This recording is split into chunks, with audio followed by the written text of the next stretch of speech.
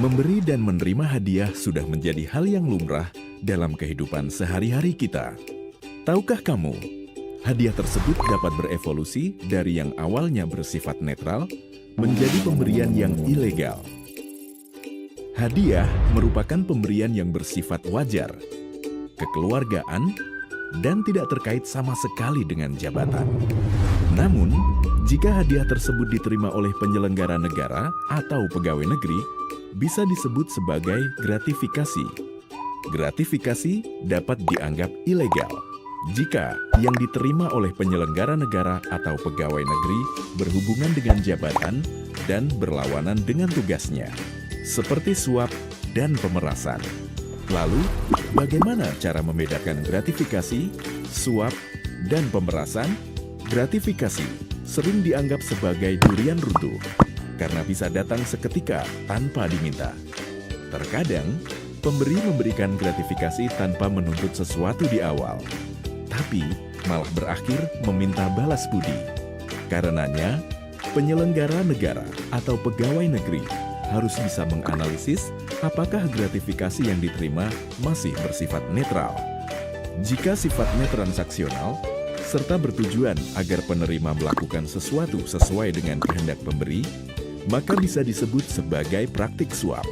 Bentuk pemberiannya bisa berupa hadiah atau bahkan berupa janji. Nah, bagaimana dengan pemerasan? Pemerasan terjadi jika penyelenggara negara atau pegawai negeri menyalahgunakan kekuasaannya dengan cara memaksa atau meminta sesuatu kepada masyarakat sebagai pengguna layanan publik, pada pengusaha, bahkan pada rekan kerjanya. Gampangkan membedakan ketiganya? Pemberian hadiah jadi lebih bermakna kalau nggak ada maksud tersembunyi di baliknya. Bersama KPK, ayo laporkan, kenali lebih jauh gratifikasi yang kita terima. Untuk melaporkan gratifikasi, klik goal.kpk.go.id. Klik kpk.go.id/gratifikasi untuk info lebih lengkap soal gratifikasi.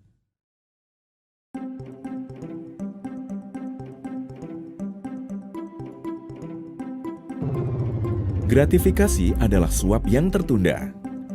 Ya, gratifikasi jangan lagi dilihat sebagai hadiah tanpa maksud. Pemberian gratifikasi sangat mungkin menjadi strategi oleh beberapa oknum untuk mempermudah proyek bisnisnya tanpa ingin terlihat kotor.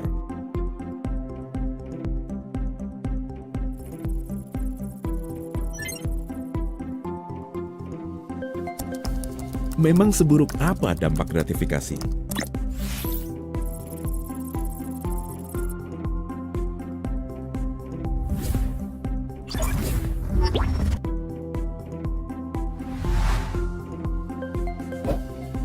Dari sektor pemerintahan, gratifikasi membuat pegawai negeri dan penyelenggara negara rentan berbuat tidak adil.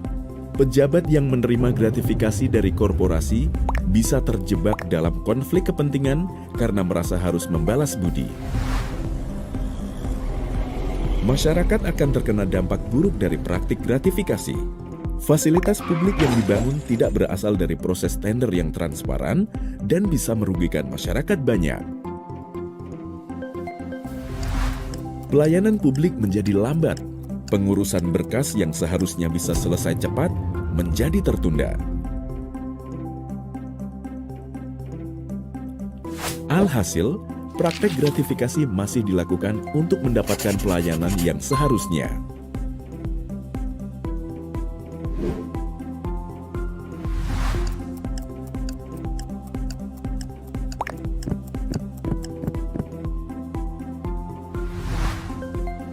Selain itu, dari sektor ekonomi, gratifikasi menciptakan iklim bisnis yang tidak sehat.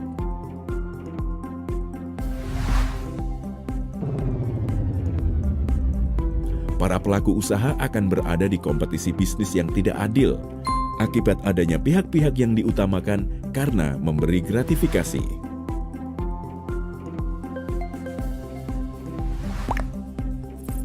Dan titik akhir dari semua ini adalah terjadinya korupsi yang akan mengganggu stabilitas ekonomi makro.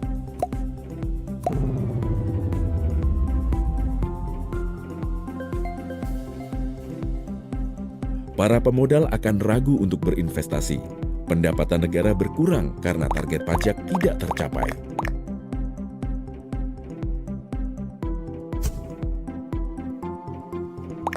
Ya, gratifikasi dapat memiliki implikasi seburuk itu.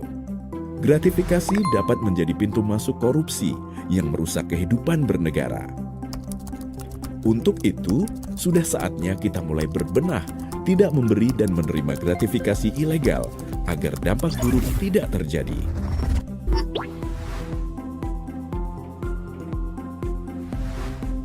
Untuk melaporkan gratifikasi, klik goal.kpk.go.id. Klik kpk.go.id/gratifikasi untuk info lengkap soal gratifikasi.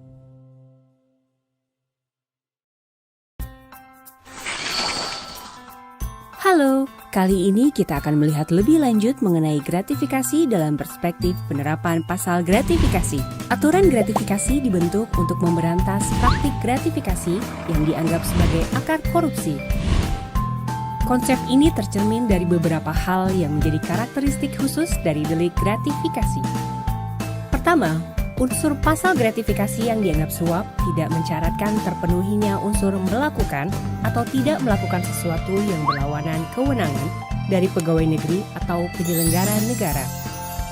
Artinya, cukup dengan diterimanya gratifikasi yang tidak sah dan tidak dilaporkan, maka pegawai negeri atau penyelenggara negara tersebut dianggap telah menerima suap dan terancam hukuman pidana sampai dibuktikan sebaliknya. Kedua, ancaman pidananya pun cukup serius. Pegawai negeri atau penyelenggara negara yang tidak melaporkan penerimaan gratifikasi yang dianggap suap kepada KPK dalam jangka waktu 30 hari kerja terancam hukuman maksimal seumur hidup. Ketiga, adanya mekanisme pembalikan beban pembuktian atas dakwaan penerimaan gratifikasi yang dianggap suap yang melebihi 10 juta rupiah. Mekanisme pembalikan beban pembuktian tersebut merupakan upaya pemberantasan korupsi yang mengandung sifat prevensi khusus.